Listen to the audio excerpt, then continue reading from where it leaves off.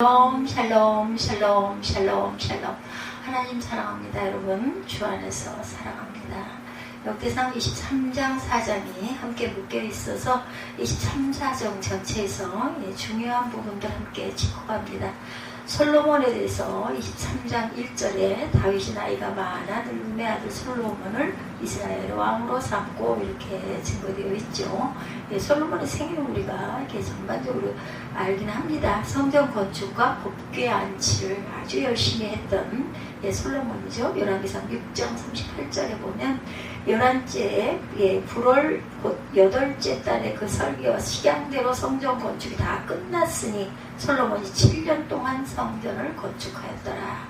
열왕기상 8장 1절에서 6절에도 이에 솔로몬이 야훼의 언약궤를 다윗성 곧 시온에서 메어 올리고자 하여 제사장들이 야훼의 언약궤를 자기의 처소로 메어 드렸으니 곧 성전의 내소인 지성소 그룹들의 날개 아래라 이렇게 얘기하고 있습니다.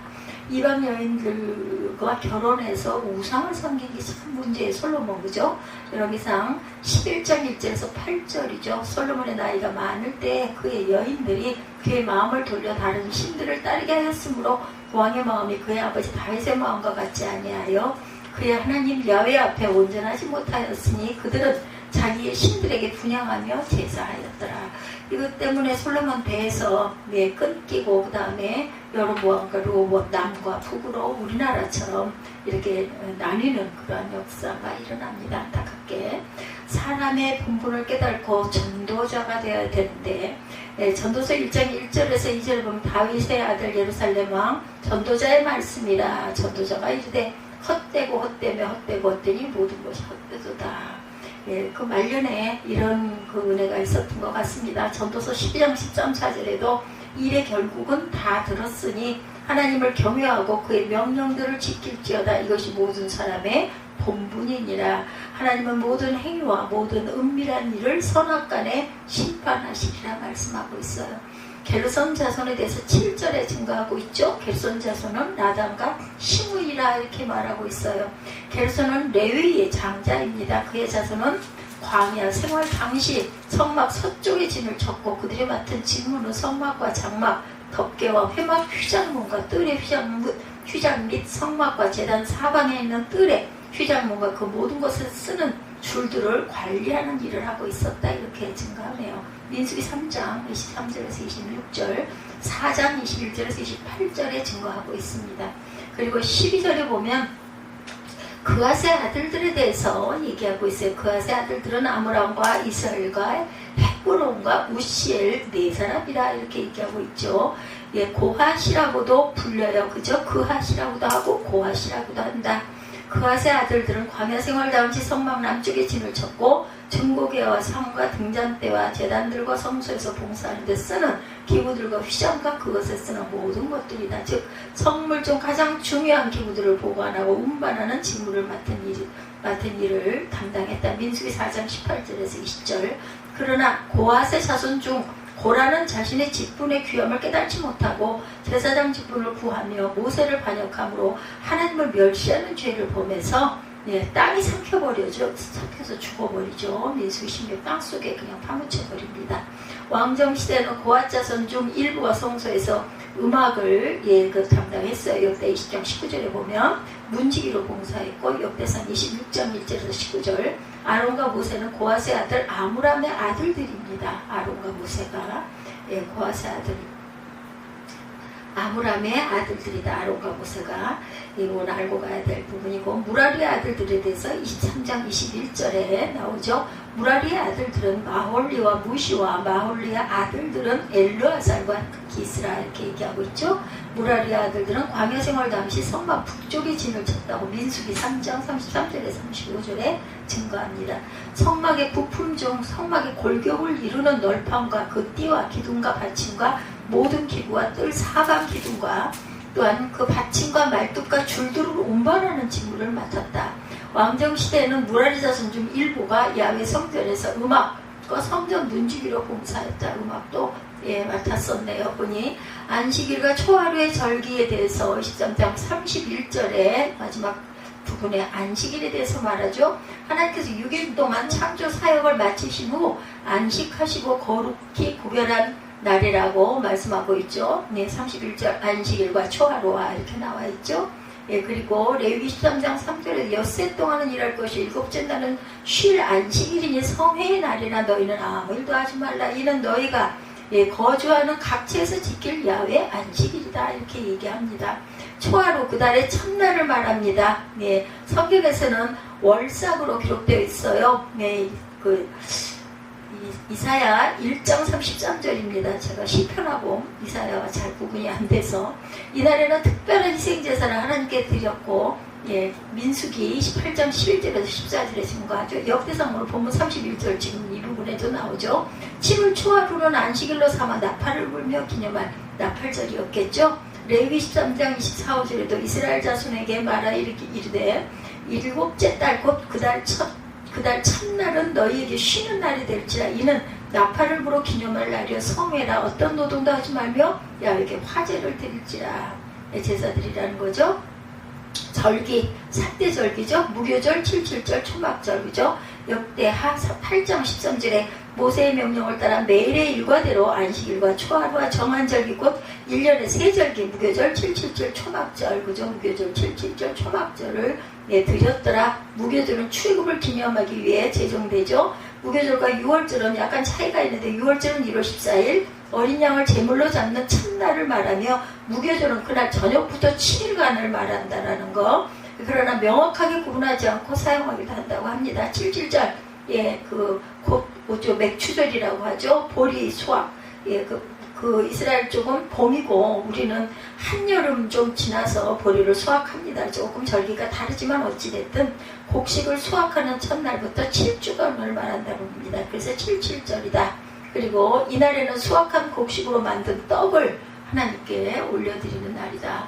이게 이제 24장 부분은 이제 24장 때 계속 쭉 해서 연결되어 있는데 32절까지 회막의 직무와 성소의 직무와 그들의 형제 아론 자손의 직무를 지켜 야훼 성전에서 수종드는 것이더라. 안식일과 초하루와 절기의 모든 번제를 야훼께 드리되 그가 명령하신 그의 정한 수요대로 항상 야훼 앞에 드렸다. 이렇게 증거하고 있습니다.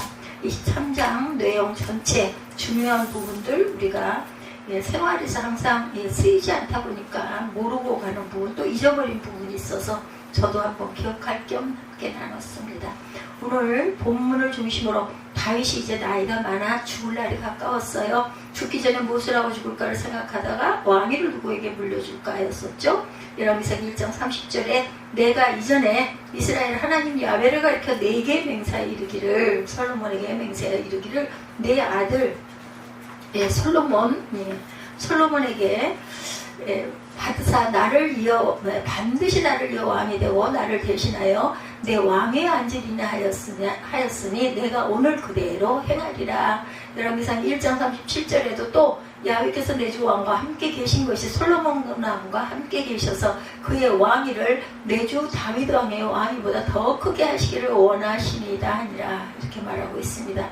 그는 그의 왕위를 누구에게? 솔로몬에게 물려주기로 결정하고 솔로몬에게 기름을 부어 왕을 삼죠. 그리고 나서 솔로몬에게 당부합니다. 22장 6절의 역대상입니다. 다윗이 그의 아들 솔로몬을 불러 이스라엘 하나님 야훼를 위하여 성전 건축하기를 부탁하죠. 다윗이 솔로몬에게 이르되 내 아들아 나는 내 하나님 야훼 이름을 위하여 성전을 건축할 마음이 있었으나 야훼의 말씀이 내게 임하여 이르시되 너는 피를 심히 많이 흘렸고 크게 전쟁하였느니라. 내가 내 앞에서 땅에 피를 많이 흘렸음즉 내 이름을 위하여 성전을 건축하지 못하리라. 이렇게 말씀하세요. 너는 성전을 건축해라. 성전 건축은 나의 평생 소원이었으니 아들에게 말하죠. 하나님은 나의 손으로 성전 짓는 것을 허락지 아니하시고 너로 인해 성전 짓기를 원하셨다. 보라 한 아들이 내게서 나리니 그는 온순한 사람이라 내가 그로 주의 모든 대적에게 평온을 얻게 하리라. 그의 이름은 솔로몬이라 하리니 이는 내가 그의 생전에 평온과 안일함을 이스라엘에게 줄 것입니다. 역대상 28장 5절에도 이렇게 증거했어요. 역대상 22장 10절에도 그가 내 이름을 위하여 성전을 건축할지라. 그는 내 아들이 되고 나는 그의 아버지가 되어 그 나라 왕위를 이스라엘 위에 굳게 세워 영원까지 이르게 하리라 하셨나니. 근데 그만 솔로몬이 범죄를 많이 하죠. 나이 들면서 이방 신들을 많이 들여와요. 그 후궁들 때문에. 성전 건축을 위한 금은 노철, 제목, 돌 등을 다 준비했어요. 설교도도 완성이 됩니다. 네, 너는 야훼를 위하여 성전을 건축하라 이렇게 말하죠. 아들에게. 둘째로 다윗은 이스라엘 12지파 중에 레위인들의 인구조사를 실시하죠. 이걸로 인해서 아주 어려움을 겪죠. 30세 이상으로 성전 봉사에 임할 사람 38,000명이라는 보고를 받습니다. 그 38,000명을 기능별, 직능별로 나누어서 24,000명은 성전에서 심부하는 일을 맡기고 6,000명은 유사와 재판관의 일을 맡기고 엄청 많네요. 숫자가 4,000명은 문지기의 일을 맡기고 또 4,000명은 하나님께 찬양하는 찬양대가 4,000명이었어요. 4,000명. 본래 레위인은 하나님께서 시내산에서 이스라엘 12지파 중에 특별히 선별해서 제사의 일을 맡겼죠. 그때 모세는 레위인을 크게 둘로 나눠서 제사장 직분과 제사를 돕는 직분으로 갈라서 제사장 직분은 아론과 그의 아들들에게 맡기고 제사를 돕는 일은 아론의 가족 이외의 레위인들에게, 아론의 가족들은 그 제사장의 직분을 맡겼고 나머지들은 아론의 가족 이외의 레위인들에게 맡겼다. 돕는 일을 하는 사람들은. 레위인에게는 세 아들이 있었어요. 레위에게는 게르손과 고핫과 무랄이죠. 이 세 아들과 그의 자손들에게 성막 성전의 관리를 분담시킵니다. 게르손 가족들에게는 성막과 장막과 덮개와 회막 문장과 뜰의 문장과 휘장을 관리하게 합니다. 고핫 자손들에게는 지성소에 비추한 법궤와 성소에 비추한 향단과 등대와 떡상과 뜰의 번제단, 기타 성전에서 사용하는 기구들을 관리하게 하는 일을 맡겨요. 보통 일이 아닐 것 같아요. 이 많은 인원을 그렇게 배치를 해서 그것을 돌보고 지휘를 한다는 게. 아론의 제사장들은 고핫 자손에 속했고 성막을 이동할 때는 일제 반드시 제사장들이 모든 기구를 챙기도록 하고 다른 사람은 손을 대지 못하게 했다. 그리고 무라리 자손들은 성막의 널판과 띠와 기둥과 말뚝과 줄을 관리하게 합니다. 레위인들은 이와 같이 분담된 자기들의 임무를 수행함으로 광야 40년 동안 성전이 이동할 때마다 충성스럽게 봉사합니다. 이러한 제도와 조직은 한 번도 변동이 없이 지내왔다. 이거 보통 일이 아니에요. 이러한 과거의 체제와 조직을 다윗은 개혁하기를 원합니다. 먼저 다윗은 아론의 자손을 제사장들 그 직들을 조사했어요. 아론의 아들은 나답과 아비후와 엘르아살과 이다말이었는데 나답과 아비후는 다른 불로 제사를 드리다가 죽고 엘르아살과 이다말의 아들들이 제사장 직분을 감당하고 있었다. 여기서도 잘못된 부분이 있어가지고 죽죠. 많은 제사장들 가운데 엘르아살 자손 중에 16명, 이다말 자손 중에 8명을 뽑아서 24명 제사장들로 하여금 제비를 뽑아 성전에서 봉사할 순서를 결정합니다.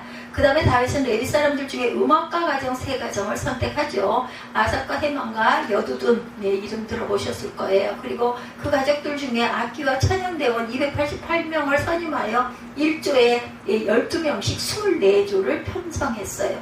조를 편성할 때는 큰 자나 작은 자나 스승이나 제자를 따지지 않고 제비를 뽑아서 직임을 맡겼다. 셋째로 다윗은 문지기의 반차를 정합니다.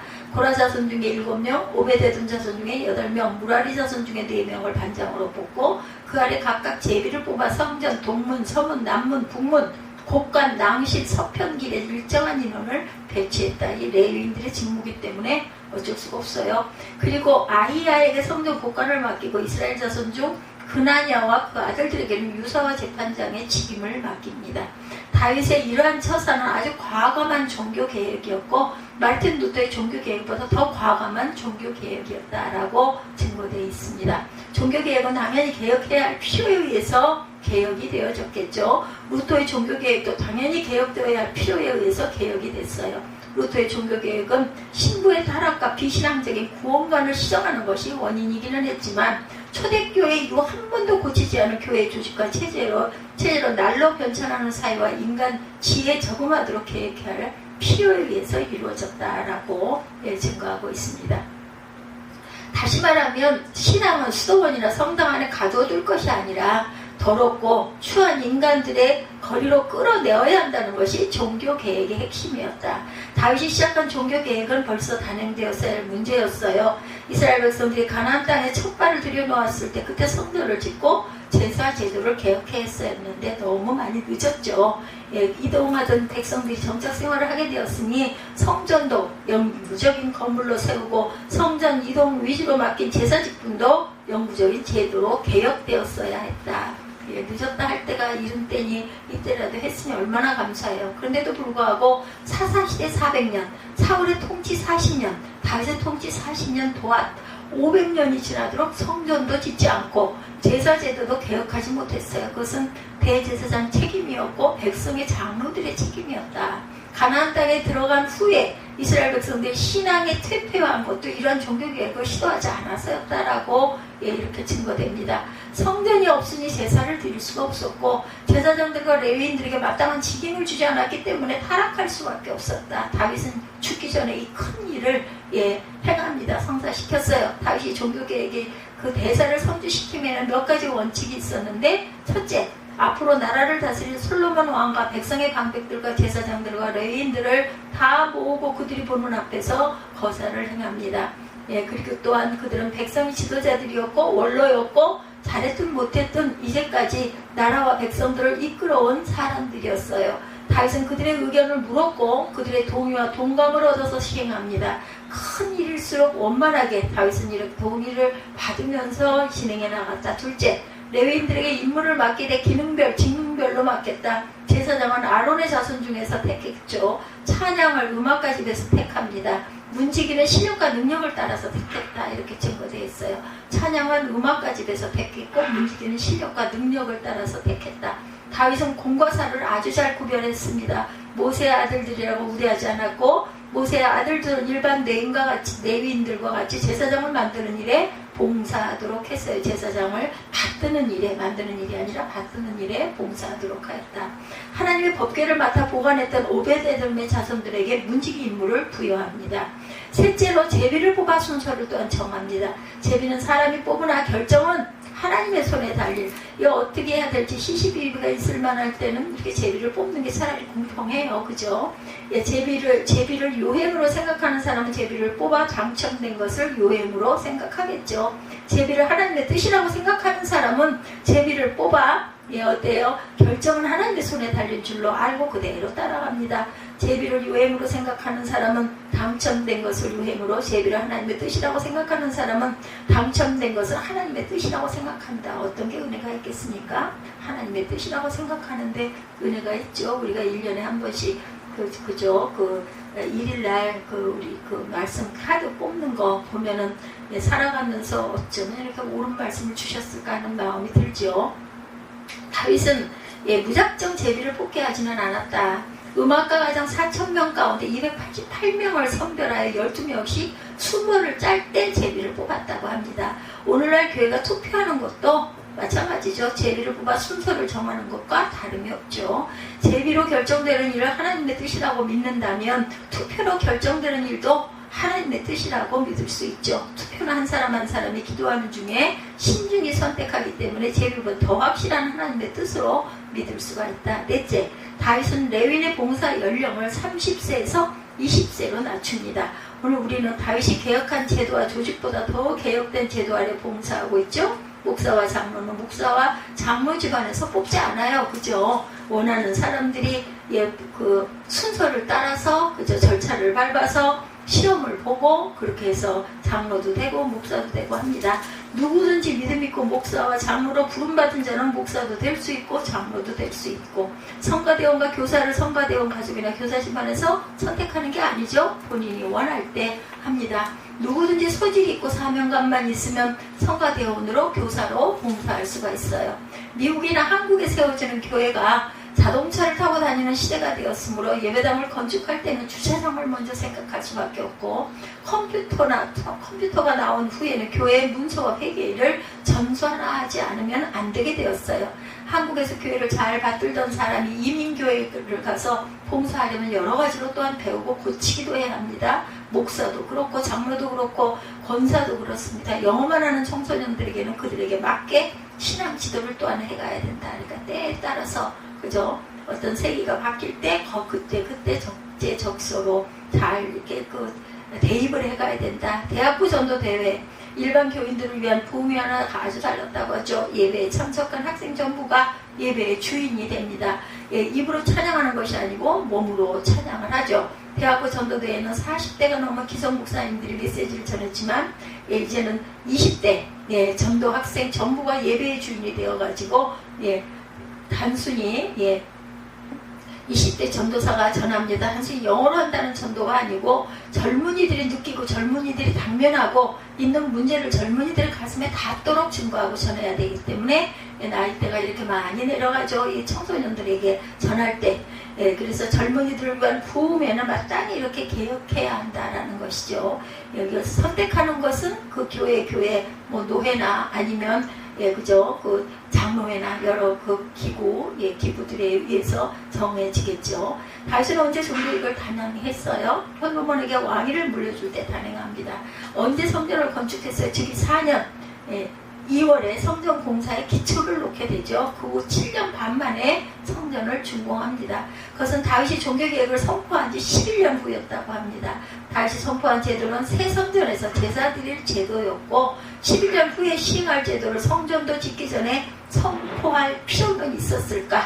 개혁은 형편과 처지에 따라 적당히 고쳐가는 것이 아니죠. 처음부터 완전한 표준에 맞게 조금씩 고쳐가야 된다. 한꺼번에 안 될 때는 내가 생각하기로는 다윗이 조직한 제사장 찬양대 문지기들은 솔로몬 성전이 세워지기 전에도 자기 임무를 이행했으리라고 생각이 듭니다. 바로 이 사람들이 힘과 정성을 모아 성전을 건축했겠죠.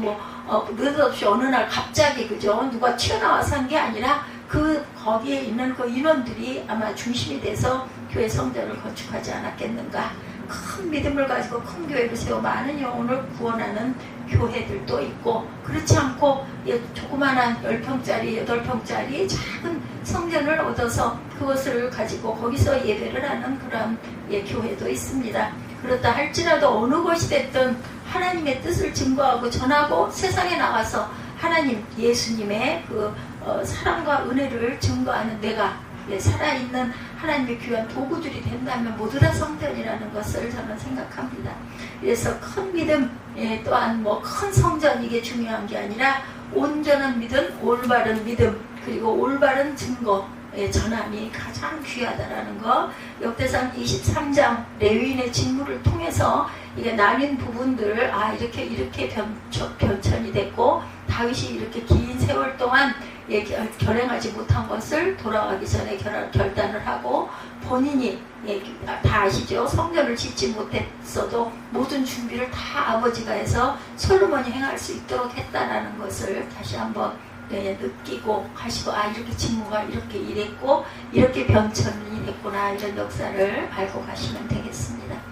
약할 때 강함 되시는 주님 우리 찬양하시고 기도하시고 축도로 예배를 마치도록 하겠습니다.